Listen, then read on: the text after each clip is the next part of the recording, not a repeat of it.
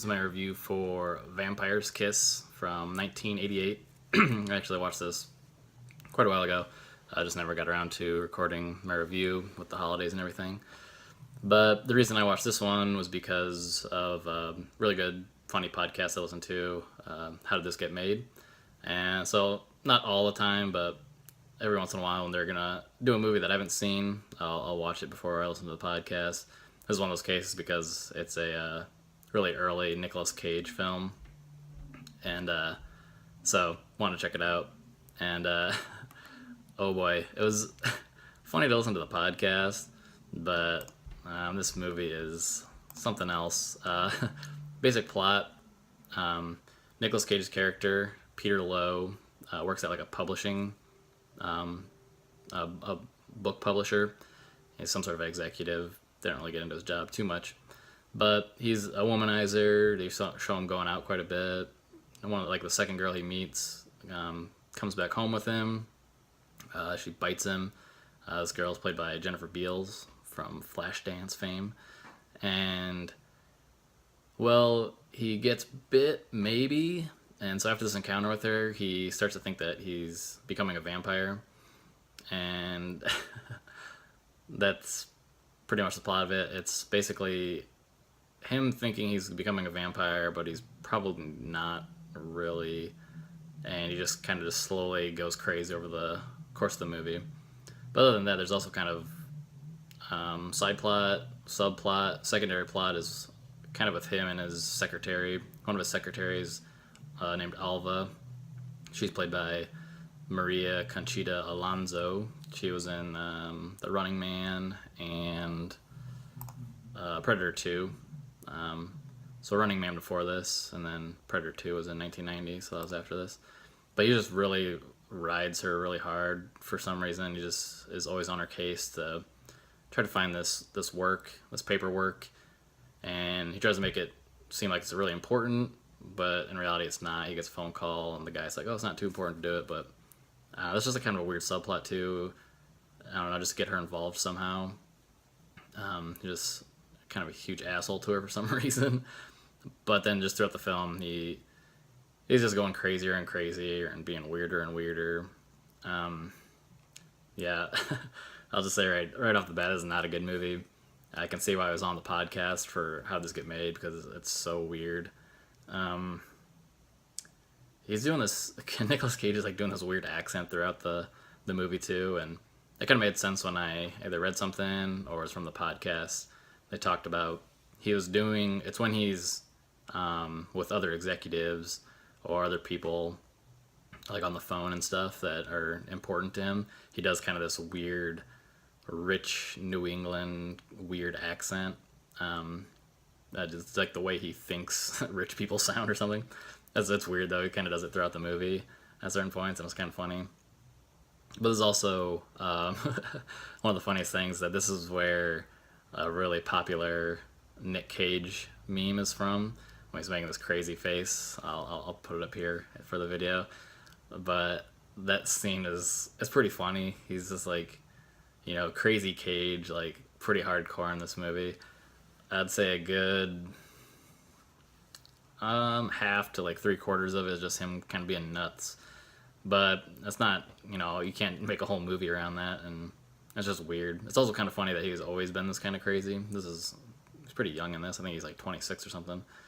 But other than that, like movie connections I had, kind of felt like a little bit like My Secret of My Success. It's another late 80s movie set in New York, trying to make it in the business world. But that's not like too similar. It's kind of like that setting with American Psycho. So just think of American Psycho if Patrick Bateman thought he was a vampire instead of just a serial killer, but it wasn't true. And then also maybe a little bit of there's a movie called Addiction, where that's like an actual vampire movie, but that's also like more low key, kind of like this. And I heard or read a little bit about he's actually maybe more becoming someone like Renfield, if you are familiar with the Dracula stories or movies. So, there's Dracula, and he kind of has like servants that kind of obey him or will do whatever they want willingly. And I think Tom Waits played Renfield in the Francis Ford Coppola version of Dracula. And so I read that maybe this is more of that kind of scenario where he's not actually becoming a vampire, but he thinks he is, and just kind of becoming crazy. And I don't know how well that theory stands up, but there was one scene that I thought was pretty interesting. So it's kind of towards the beginning of him in this transformation. He thinks he's becoming a vampire, and he's acting really weird. And again, he's just harassing Alva, his secretary, for some reason, and he starts chasing her, and she has a gun because she's becoming more and more scared of him because he just becomes, he's pretty crazy. And he chases her down to like the basement, and he tells her to shoot her. She pulls out this gun. She's like, "Get away!" And he tells her to shoot her, or he tells her to shoot him. And he's like, "I'm a vampire. It's not gonna do anything." And she like shoots the ground, and he's like, "No, shoot me!" And then she like actually shoots at him, but she didn't have actual bullets in the gun. Her brother just had blanks. He said, I can't remember the reasoning, but it was just like to scare him. Like, here's blanks, it'll scare him. I don't think she wanted to carry like actual bullets with her. But so we as an audience know that they're blanks, and Alva does, but then Peter, Nick Cage's character, doesn't know they're blanks, and so he thinks that he's immortal because she shoots at him and doesn't do anything. And so it's probably the most interesting scene from an actual story plotline point of view, because he gets shot at and nothing happens, and so it kind of perpetuates this idea. So that's interesting, but overall this movie's really bad. It's not long, but it's like hour 43, but it drags. It's pretty slow, and it's just so uneven and just up and down, and him being crazy for no reason.